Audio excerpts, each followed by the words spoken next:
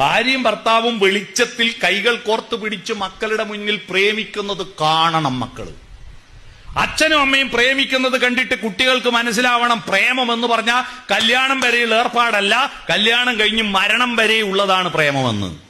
പ്രണയം മരണം വരെ. മരിച്ചാലും, ഒരാൾ മരിച്ചാലും മറ്റൊരാൾ ജീവിച്ചിരിക്കുന്നുണ്ടെങ്കിൽ മരിച്ചു കഴിഞ്ഞാലും പ്രണയം തുടരും.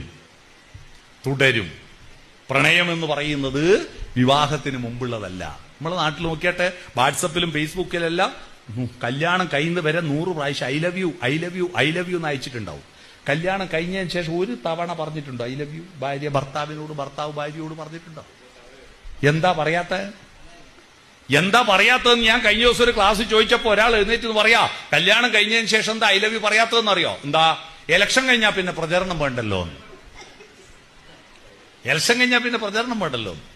അപ്പൊ ഇലക്ഷൻ വേണ്ടിയുള്ള